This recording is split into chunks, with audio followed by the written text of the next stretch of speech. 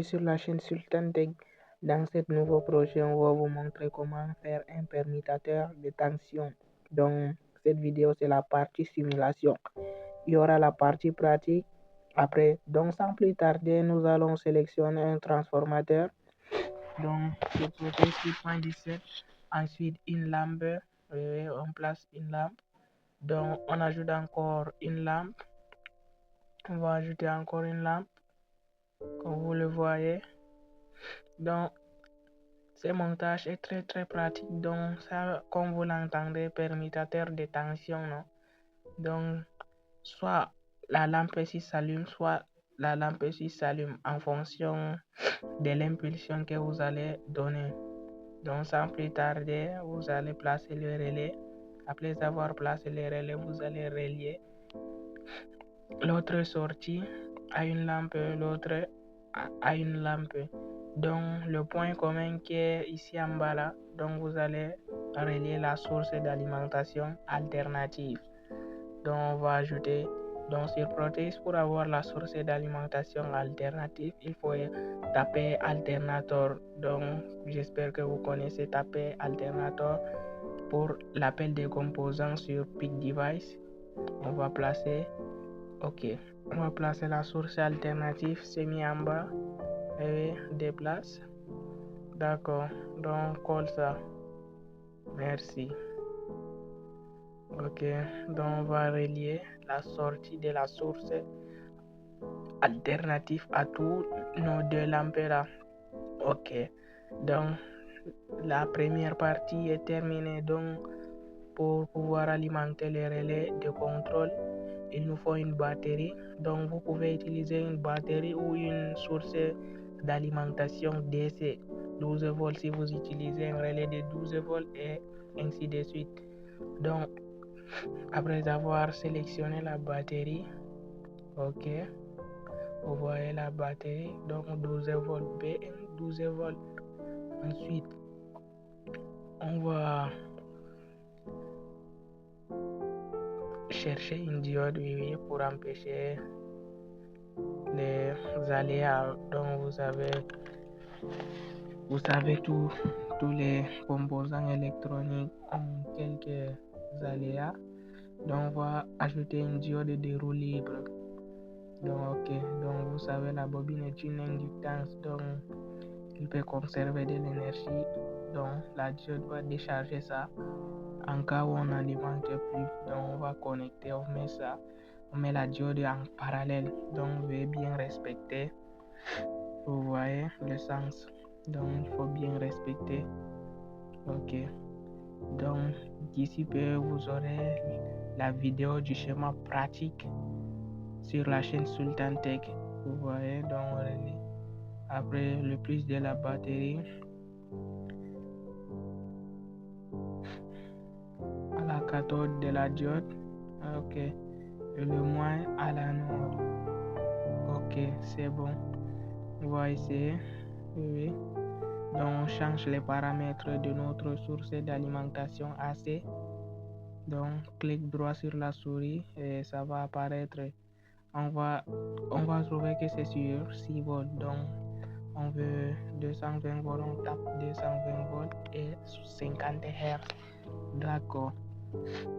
Je ne sais pas pourquoi l'interface là n'apparaît pas. Ok, je m'excuse. Donc les gars, vous voyez, donc on va essayer de lancer la simulation. Vous voyez, ça tourne. Ok, vous voyez la lampe L2 est allumée. Ok, donc pour pouvoir contrôler, nous allons ajouter un interrupteur. Donc sur Proteus, pour avoir un interrupteur, il faut taper switch. Switch comme vous le voyez à l'écran. Donc switch, ça c'est un interrupteur. On va placer ça en série avec la bobine du relais, pardon. Ok. On va supprimer la ligne là et delete. Après on va déplacer l'interrupteur pour mettre ça en haut au niveau de la batterie. Ok, on va déplacer, mais la souris la dérange. Clic droit pour déplacer. D'accord. Ok, veuillez m'excuser encore. D'accord, maintenant ça a pris. Ok, il ne reste plus qu'à relier. Après avoir placé, on relie juste. Ok, on relie. Donc, ce montage est très pratique. Donc, vous pouvez mettre une alimentation, donc un convertisseur 220 volts, 12 volts DC à la place de la batterie. Donc, vous allez connecter l'alimentation là, peut-être aux sorties d'un groupe électrogène, de telle sorte que quand votre courant, votre énergie principale, non, par exemple Eneo, si Eneo coupe et que vous démarrez le groupe, le relais va directement changer de position, non, pour pouvoir travailler avec le groupe électrogène et faire en sorte que quand le courant revient, non, vous alimentez normalement comme vous l'avez l'habitude de le faire. Ok, veuillez m'excuser. Ok, vous voyez la simulation. Quand on ferme l'interrupteur, la lampe L2 s'allume. Quand on ouvre la lampe L1 s'allume. Donc, vous voyez, c'est très pratique, les gars. Ok, je vous laisse admirer l'interface Proteus. Donc, n'oubliez pas de liker, partager s'il vous plaît pour soutenir la chaîne. Donc, on va ajouter du texte aussi. On va ajouter du texte. En haut, on va mettre le titre du projet. Donc, pour ajouter du texte, il faut aller sur les interfaces DD graphiques à gauche. Oui, sur l'écran à gauche, il y a les parties où c'est écrit 2D graphic mode. On va taper sur texte. Après, on va ajouter du texte. Oui, donc vous voyez, permutateur de tension. Ok, on va déplacer ça. Donc, supprime ça. La taille est énorme. On va diminuer la taille. Ok. Donc, après avoir diminué la taille, donc, vous voyez, je vais supprimer ça. Ok, on va écrire un autre de petite taille. Ok.